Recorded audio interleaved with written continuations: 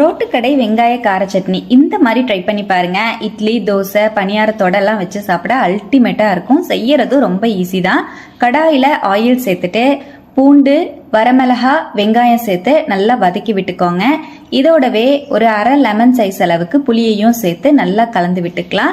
வெங்காயம் நல்லா டிரான்ஸ்பரண்ட் ஆனதுக்கு அப்புறம் கட் பண்ணி வச்சிருக்கிற தக்காளி பழம், ஒரு டீஸ்பூன் கல்லுப்பு சேர்த்து நல்லா கலந்து, தக்காளி நல்லா சாஃப்ட் ஆனதுக்கு அப்புறம் மிக்ஸி ஜாருக்கு மாத்தி நல்லா நைஸா அரைச்சு எடுத்துக்கோங்க. நம்ம சட்னி ரெடி ஆயிடுச்சு. தாளிப்புக்காக பேன்ல ஆயில் சேர்த்துட்டு கடுகு, கடலைப்பருப்பு, உளுத்தம்பருப்பு, ஜீரகம் சேர்த்து நல்லா தாளிச்சு விட்டுட்டு இதோடவே ஒரு 3 வரமிளகாய், ஒரு கொத்து கருவேப்பிலையும் சேர்த்து நல்லா தாளிச்சு விட்டுருவோம். தாளிப்போடையே சட்னியை கலந்து 1 நிமிஷம் போல மீடியம் ஃப்ளேம்ல வச்சு நல்லா வதக்கிட்டு ஸ்டவ்வை அணைச்சிக்கோங்க. ஒரு அரை கப் அளவுக்கு மிக்ஸி ஜார் அலசி தண்ணியும் சேர்த்துக்கோங்க தேவைப்பட்டுச்சுன்னா.